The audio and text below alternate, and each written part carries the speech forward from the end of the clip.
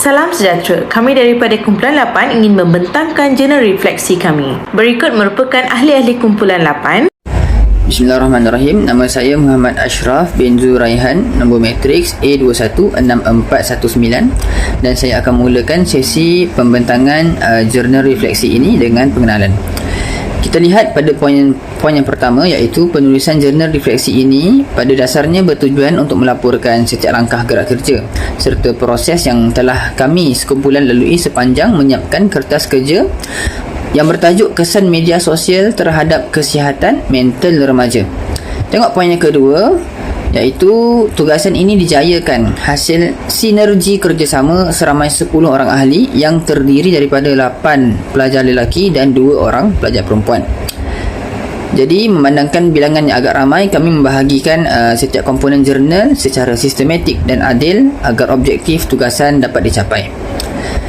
Jadi kita lihat pula kepada seterusnya, poin yang ketiga, iaitu skop refleksi kumpulan kami tidak hanya tertumpu kepada teori tajuk kajian semata-mata. Sebaliknya, kami akan menceritakan secara jujur tentang kronologi peristiwa yang penting, pengalaman praktikal yang kami timba, serta analisis kritikal mengenai kelemahan dan kekuatan kumpulan. Kami juga memuatkan langkah penambahbaikan yang diambil sepanjang kajian ini dijalankan demi memantapkan lagi kualiti penulisan kami. Baik, akhir sekali bagi poin yang keempat, tugasan ini merupakan sebahagian daripada keperluan khusus LMCR 2242 kemahiran menulis bagi set 3 kumpulan 8 di bawah bimbingan Dr. Nurul Syakirah binti Nazri. Okey, melalui kursus ini, kami sebagai pelajar tahun 1 dilatih untuk mempelajari kaedah penulisan akademik yang betul, kritis dan tersusun, di samping memahami cara mengaplikasikan format penulisan formal mengikut piawaian gaya UKM. Jadi itu sahaja untuk pengenalan. Kita akan sambung pada bahagian seterusnya. Peristiwa tugasan berkumpulan. Pada mulanya, kami membentuk kumpulan dan pembagian tugas kepada setiap ahli.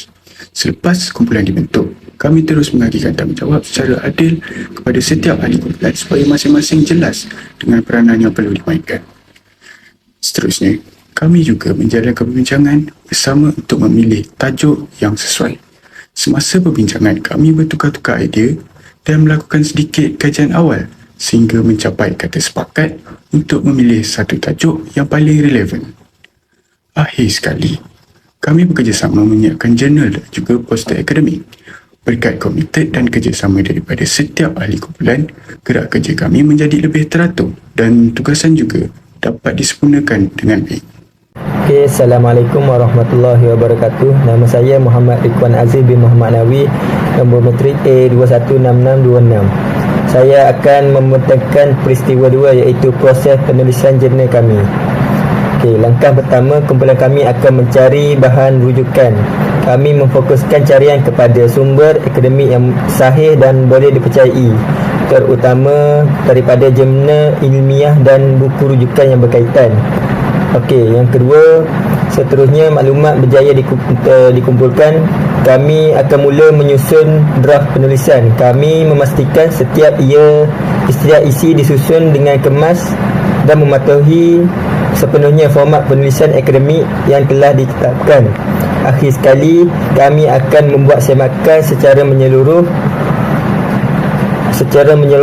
terhadap jurnal kami. Kami meneliti setiap draft penulisan dan membuat penambahbaikan yang sewajarnya bagi memastikan kualiti penulisan tugasan akhir kami berada di tahap yang terbaik. Sekian saja daripada saya.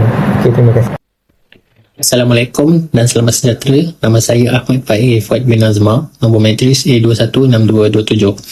Untuk peristiwa yang ketiga pula, yang berlangsung pada pengakhiran minggu tugasan, kumpulan kami telah menghasilkan sebuah poster infografik daripada penghasilan jurnal kajian kami. Dalam proses penghasilan poster tersebut, setiap ahli kumpulan memberikan kerjasama yang baik dengan memberikan pandangan bagi memastikan reka bentuk poster yang dihasilkan menarik dan mudah difahami. Selain itu, kami juga turut menyediakan slide pembentangan yang mengandungi isi-isi penting daripada jurnal kajian. Bagi memastikan penyampaiannya lebih berkesan, kami telah mengadakan sesi latihan pembentangan untuk meningkatkan keyakinan diri dalam menyampaikan maklumat pembentangan tersebut. Dan akhir sekali, pada hari pembentangan, kami membentangkan hasil tugasan kepada pensyarah dan rakan-rakan melalui video pembentangan yang telah disediakan. Video tersebut menjadi medium untuk kami berkongsi dapatan dan maklumat penting daripada jurnal kajian yang telah dihasilkan.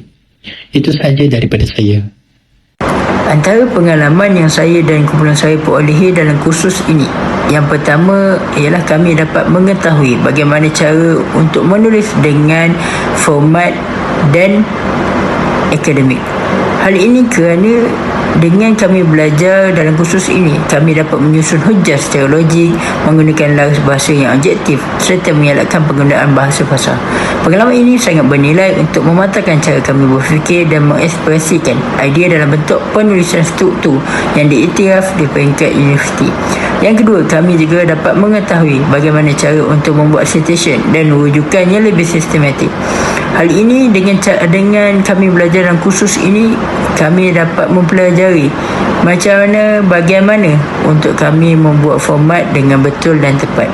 Proses ini mengajar kami untuk lebih teliti menghormati hak cipta penulis asal dan yang paling penting mengelakkan isu plagiarisme yang sering menjadi kesalahan besar dalam dunia akademik. Seterusnya, pengalaman yang kami perolehi adalah kami dapat menambah keyakinan diri kami semasa berbincang dan membentang bersama kumpulan. Jadi kami berani menyuarakan pendapat kami sendiri bersama kumpulan kami tanpa takut disalahkan andai kata pendapat ahli kumpulan yang lain kurang tepat. Yang keempat, memahami kepentingan komunikasi dan kerjasama dalam tugasan berkumpulan. Jadi bila lakukan tugasan kumpulan ni dapat mengelakkan salah faham tentang tugasan, tarikh akhir dan pembahagian kerja. Apabila seorang ahli kumpulan menyedari kepentingan ini, maka dia akan sentiasa memberi maklum balas dan bertanya tentang perkembangan setiap dari ahli kumpulannya. Seterusnya adalah kekuatan ahli kumpulan. Ahli kumpulan mampu bekerjasama dengan baik dalam kumpulan, sentiasa memberi komitmen semasa menyiapkan tugasan, kreatif dalam menghasilkan poster dan bahan pembentangan, dan terakhir sekali adalah berusaha memahami format penulisan akademik dengan baik. Bagi bahagian kelemahan, kumpulan kami menghadapi beberapa cabaran semasa menyiapkan jurnal. Antaranya, kesukaran semasa mencari isi dan idea yang bersesuaian serta relevan untuk memenuhi kehendak penulisan. Selain itu, ahli kumpulan juga masih kurang mahir dalam penggunaan format tesis dan penulisan literature review yang menyebabkan kami perlu meluangkan lebih masa untuk membuat rujukan dan semakan. Seterusnya, pengurusan masa yang agak mencabar kerana setiap ahli mempunyai tugasan dan komitmen lain yang perlu diselesaikan pada waktu yang sama. Di samping itu, terdapat beberapa kesalahan kecil yang berada dalam penulisan seperti tata bahasa dan struktur ayat yang memerlukan semakan berulang kali. Seterusnya, langkah-langkah penambahbaikan yang boleh kami lakukan pada masa hadapan. Pertama, kami perlu meningkatkan kemahiran penulisan akademik dengan membaca lebih banyak bahan ilmiah, berlatih menulis secara konsisten dan memperbaiki tata bahasa serta struktur ayat. Kedua, kami perlu mengurus masa dengan lebih baik dengan menyiapkan tugasan mengikut jadual, mengelakkan kerja pada saat akhir dan membahagikan masa untuk perbincangan kumpulan. Akhir sekali, kami perlu meningkatkan kemahiran komunikasi dan keyakinan diri dengan lebih berani memberi idea semasa kelas, aktif bertanya apabila tidak memahami sesuatu dan terus mengembangkan kemahiran komunikasi. Assalamualaikum dan selamat sejahtera. Nama saya Nur Amira binti Abdul Ghani. Jadi sebagai kesimpulan, subjek kemahiran menulis telah memberikan banyak manfaat dalam meningkatkan kemahiran penulisan akademik, kemahiran bekerja secara berkumpulan serta keyakinan diri. Selain itu, subjek ini turut memberi pendedahan kepada proses penyediaan jurnal, poster dan ulasan literatur secara lebih sistematik dan profesional.